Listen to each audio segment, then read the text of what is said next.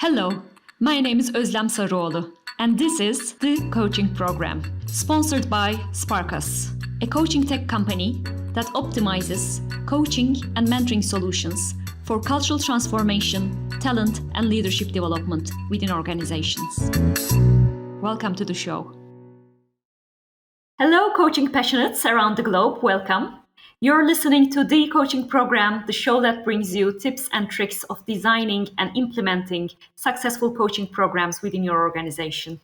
I'm your host, Ozlem Sarioglu, a professional coach and co-founder of SparkUs Digital Coaching Platform, which scales meaningful coaching experiences to larger audiences within organizations.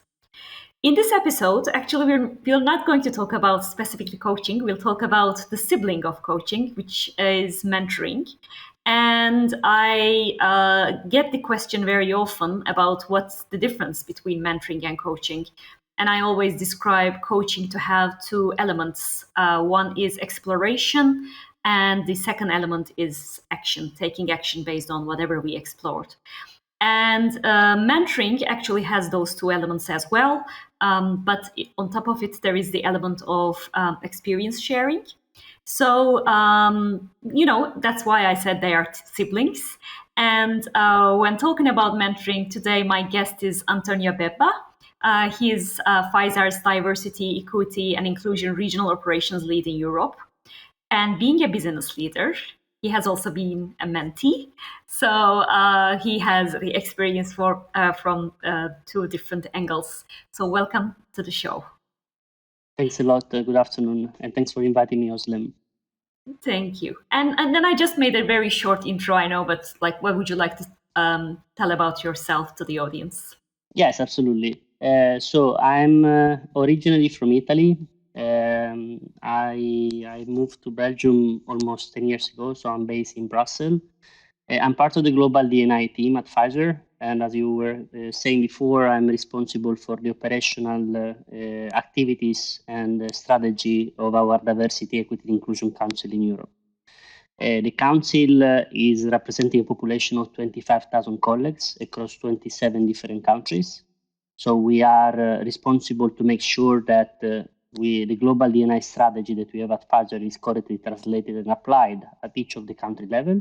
But most important that each colleague, no matter if they are sitting in Poland, UK, or in Turkey or whatever, can live the same cultural experience.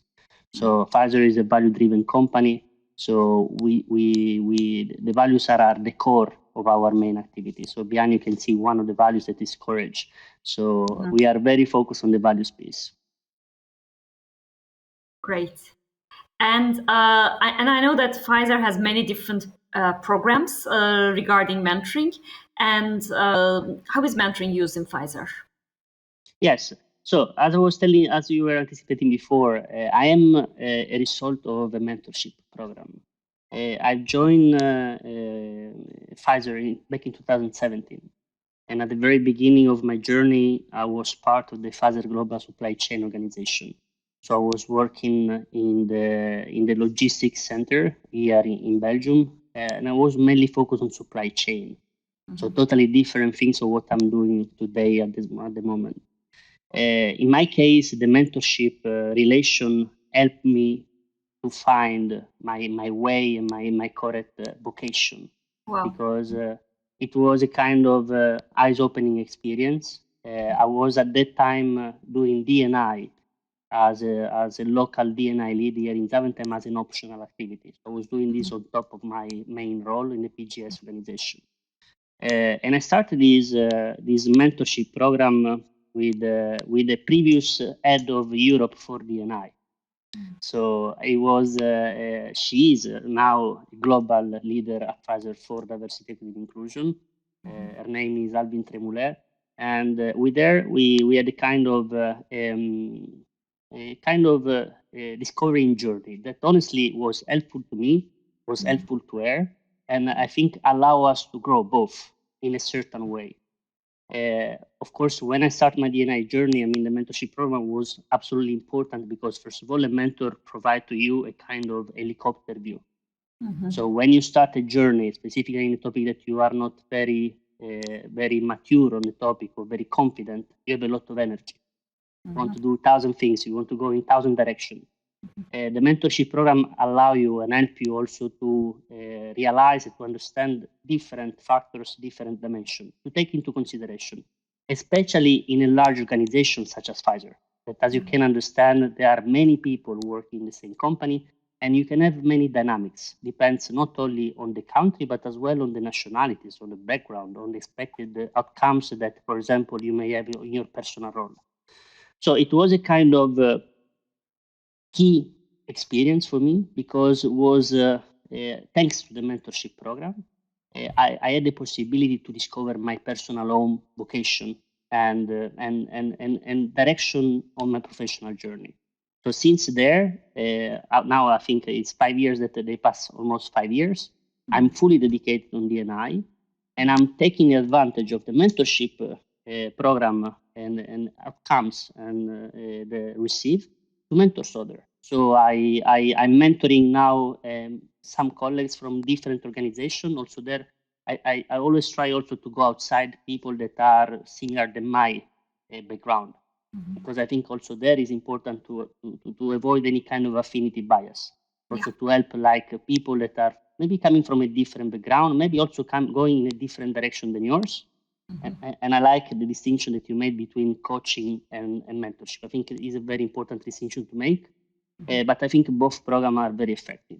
At Pfizer, as a large organization, we have many programs. And one of the main programs that I discovered personally was Find a Mentor. So again, in an organization that is global, you have like almost 100,000 colleagues. This program allows you to find a mentor around the globe. So it's a massive tool to expand totally your network and to have the possibility also to have a guidance from outside your specific local location, country, or region. So that is a kind of powerful tool. We have other kind of mentorship that are focused. One of the latest one is focused on the Pfizer refugee leadership initiatives. So we have two dedicated programs, one for women refugees and one for refugees coming from the LGBTQ plus community. Also there, we have commit and ask our internal colleagues at Pfizer to raise their interest to become a mentor, to share their personal experience, background, potentially, and also there, again, different between coach and mentor. But also if they were just interested to share their personal experience on how to create a CV, a resume, how to sustain a job interview, how to promote yourself, to create self-branding, to many things that potentially talents coming from the refugee communities may need to engage, to make a job interview, to also somehow also to get on board of a different culture, because refugees talent are coming also from different background, cultural background. So also there is not always granted that they can integrate without the correct knowledge in a new context. So I think also that piece is concretely important. We have also mentorship that are dedicated for women empowerment and women development. We have a program at Pfizer that is now running since almost 12 years. That is called FATE, and it stands for Female Aspiring Talents Europe, where we identify on yearly basis 40 talented women leaders from all organizations, so in collaboration with our people experience HR department. And we offer a year development program where we help them to understand how to proceed in their career. So we target certain position from senior manager to senior director, for example, and we provide the program is split in 3 main modules in collaboration with an external partnership that is focused on business psychologists and development. And we help them to understand the importance of mentorship, to understand the importance of creating a branding, a personal branding, also the importance of work-life balance. So how these three can combine, can support your development program. So there are many things that are happening. And again, the beauty of having a large organization is that potentially you have many opportunities across the organization. The important is to make sure that these tools are correctly communicated and available to all the community, so everyone can take full advantage of these initiatives. Yeah. I was, when I was listening to you, I was really impressed by the wide range of how you use it. Uh, of course, the refugee one touches my heart because most of the time when we're talking about organizational programs, the focus is more around, internal people developing internal talents and those kind of stories, and bringing that know-how to refugees is, of course, a huge thing. And Yeah. I just want to say thank you on behalf of the society in that sense, actually. No, it's a new project for us. And again, we are learning a lot. So we started this project from an idea of one of our global DNI team member. Her name is Mona Babri. That she is from Afghanistan. She's originally from Afghanistan, and she had this idea how we can support, how we can take, and I think is the most important meaning of allyship. So using our own privilege for people that they don't have the same privilege. And we wanted to use this privilege again, not only for a certain dedicated population, like in this case, the Afghan one, but as well to take advantage also to other, because you know that at the global level, there are many migration flow Yeah. and many refugee channels. For Europe, you know that we have different direction. One coming from the Mediterranean area, the other coming from Ukraine from the recent conflict, it's as well coming from Lebanon, Afghanistan, and so on. So I think it continues to be a learning journey for us because we are just discovering, and it's something that we are doing with our own workforce, Yeah. which are the challenges that we may have, but we are trying also to measure the mentorship initiative. So we commit at the beginning of 2022 to mentors 150 refugees by 2025 and to hire 100. Now, after the development of the initiative within 1 year, our CEO decided to raise the bar and to commit 500 hiring and 100, another additional 150 mentorship by 2025. So it's something that we are really concretely want to achieve and make a change. But of course, also there is a kind of continuous evolution program. So it means that we are discovering challenges. We are also trying to track the mentorship program. So we are trying to see if the people that are within the mentoring program, they're finding the relation useful, or if we need to change something, or if they are they are concretely taking advantage in terms of also of outcomes and so on. So we are trying also to combine the two initiatives between the hiring and the mentorship. So taking one to support the other. To the So other. many things happening in that direction. Yeah. But also there is important to take into consideration many cultural aspects, language barrier, logistic barriers as well. So also there, so there are many things that I'm happy because I see that there is a lot of focus, not only from Pfizer, but we are, for example, collaborating with this global association that is called TENT. So there are many companies that they are committed in their time and workforce in support of the refugee initiative. So I think it's something that is very important for our society today. It's one of our key focus, I think, in society today, the migration and refugees initiatives. Yeah. Great. I mean, I heard you say a lot of elements that are actually required for a well-functioning mentoring program. I mean, we can look into the refugee one or all the other programs, and there are many aspects that you mentioned. One is, of course, the design of it, like what is considered. One aspect is the tracking of it, etc. So, if we were to dive into those areas a little bit more, what are the main, I would say, differentiators or the main criteria when you're designing a program? Like, what do you really have into consideration while designing those? Yeah, so I think first of all, you need to be really focused on the inclusion piece. So you need to make sure that all the potential stakeholders are into the conversation. And the most important piece is that you need to commit leadership because without the involvement of the leadership teams, and I'm not telling just so it is of course from the top level until the bottom. But if you don't commit each of the key stakeholders, it's very difficult because at that point you should take care of all the results and outcomes on your shoulder. And in a large organization such as Pfizer, you cannot do it with all the intention possible. Is impossible.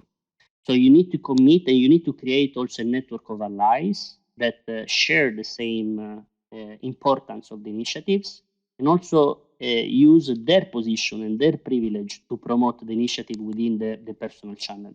And I think that is the most important piece. Yeah. Always having kind of a network of allies. Yeah, great tip. Actually, most of the time we are more focusing on the details of the program and that parts of the design, but inclusion of all the parties is a great tip. And I guess since these are really widespread programs, there are many challenges you're facing. What are some challenges? How are you overcoming those? Yeah, so as I was telling before, I think cross-cultural collaboration is a kind of key challenge that we are faced. So we are trying to be focused also on making sure that the refugees that are entering contact with us are not only receiving the technical onboarding background, but they receive as well a cultural and values onboarding. So also to understand and to let them understand which is the culture of the company, or which are the priorities inside the company, or which are the blueprints. So the direction that we want our people are requested to work. If you want to work at Pfizer, you need to follow these values.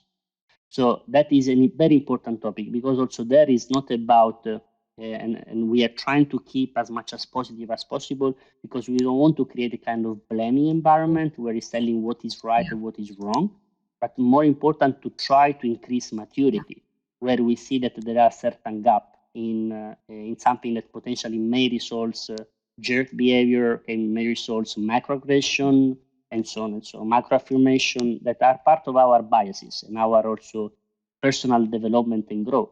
So we are trying to be very conscious of these aspects and try to have all the tools available inside the company or in partnership with other associations, as I was telling you before, to provide support and to avoid this kind of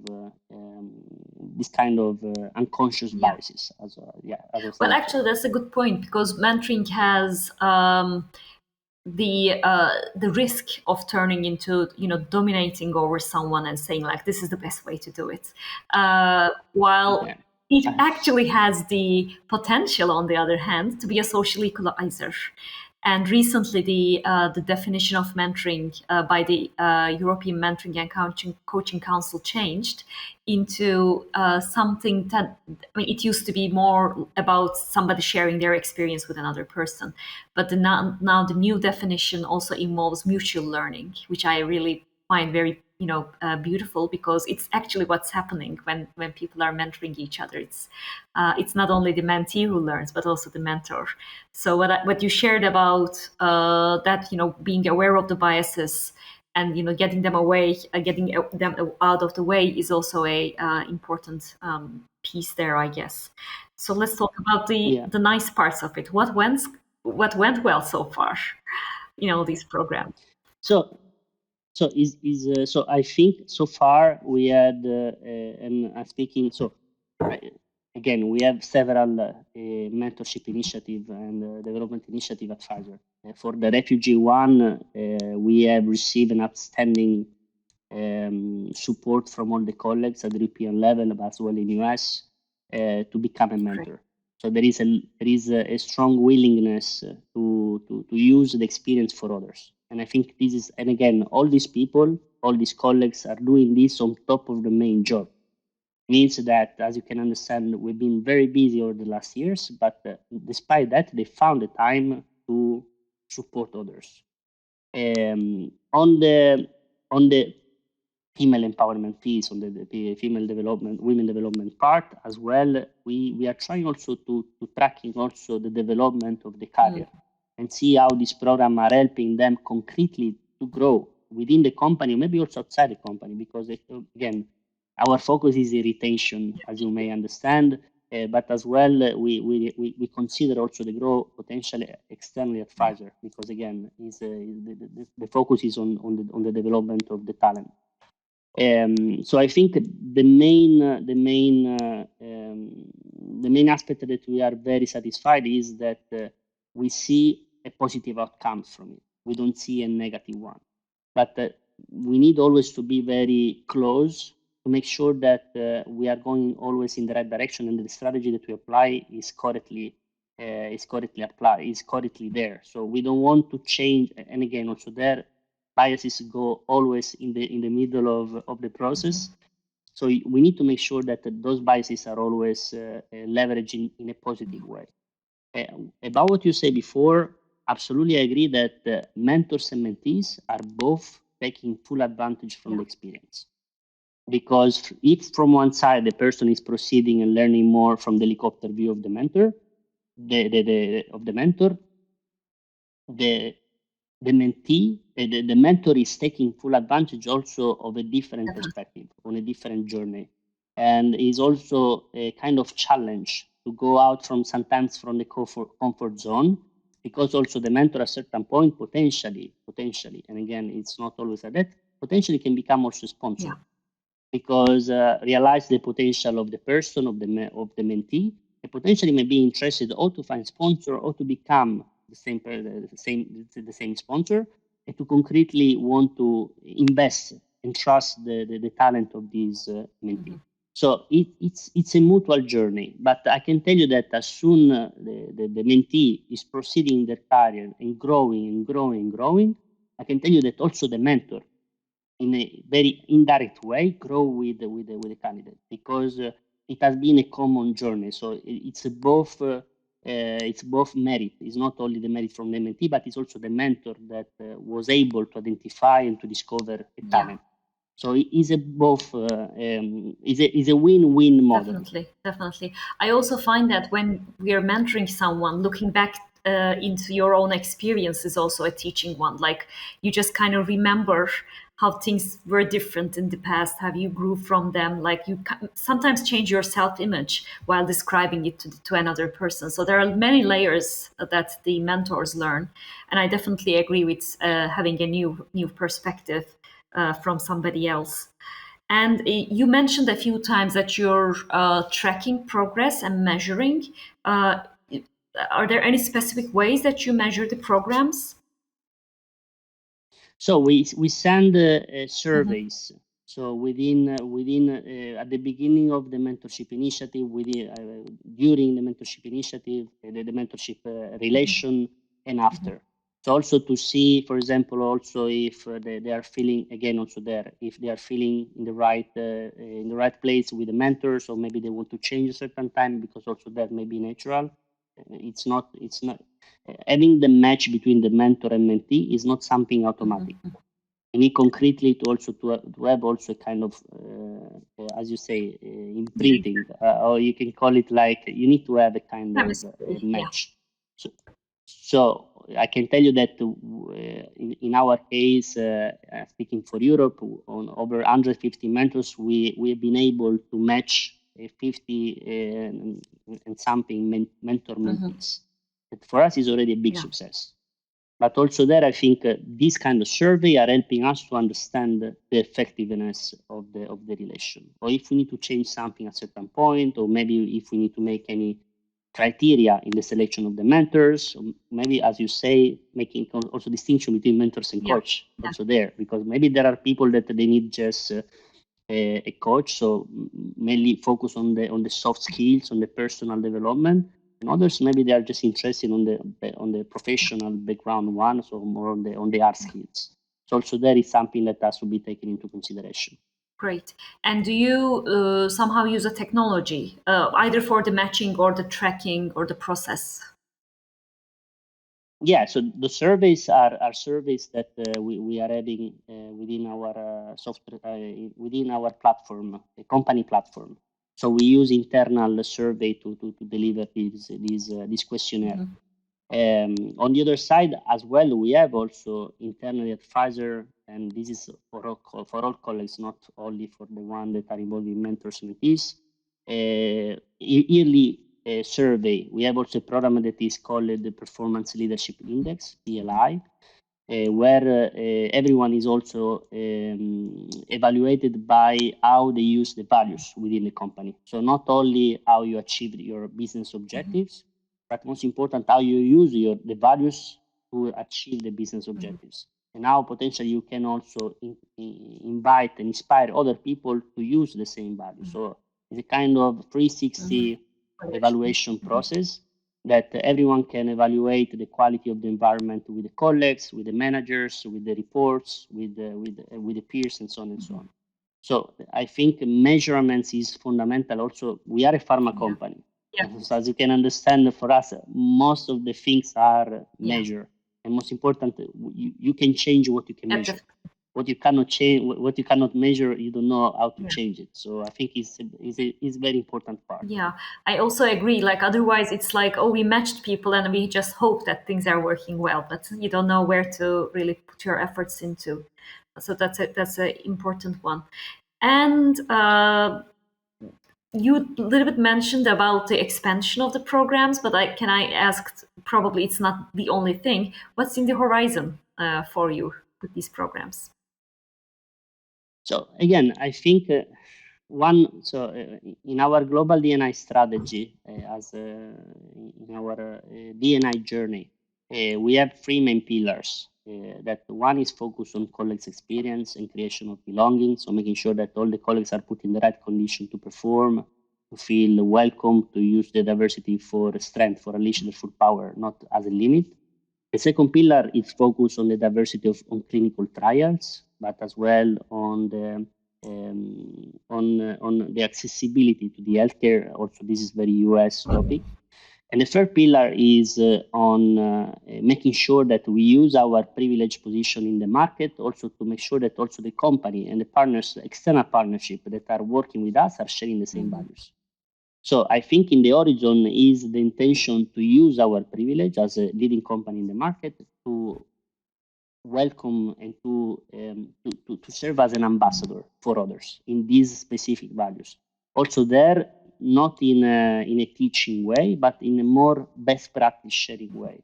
So sharing our challenges, sharing our achievements, sharing our learnings.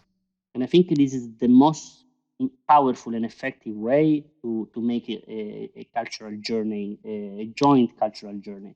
So I think yes, and this is something that I always speak also for our regional council that I am, because again, Pfizer is a very large company, but as Europe, I think in my case, the intention is also to make sure that and is a global goal that we represent the diverse community and patients that we serve. So we try to reflect these in our internal life, but as well external life. Oh, that's a great point to make. Really, how to reflect what's out there in your own organization. Well, I mean, we heard a lot about all these programs and the bigger picture about where it actually sits. So thank you so much for your contribution. Oh, just before asking, closing the conversation, is there anything that I forgot to ask you and that you want to share with the audience? No, I think just it's a key life experience, mentorship. Yeah. And again, it's something that concretely can change the course of your professional and personal life. And it's not only professional because again, I don't know if I'm personally enough lucky because I don't make a distinction between my professional life and my personal life, because I'm enough lucky to live the values also that the company represents. So in my case, it's a kind of common activity. Yeah.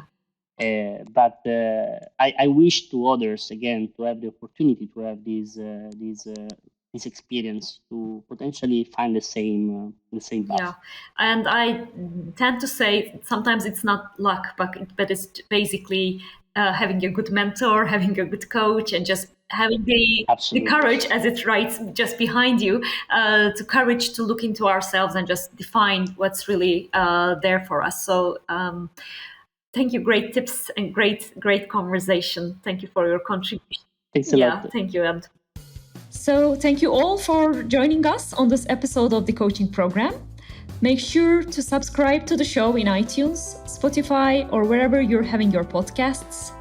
If you found this conversation helpful, we'd appreciate a rating on iTunes, or you can simply tell a friend about the show who might benefit from it. Be sure to tune in for our next episode next week, and let's all create more meaningful coaching experiences for everyone. See you all.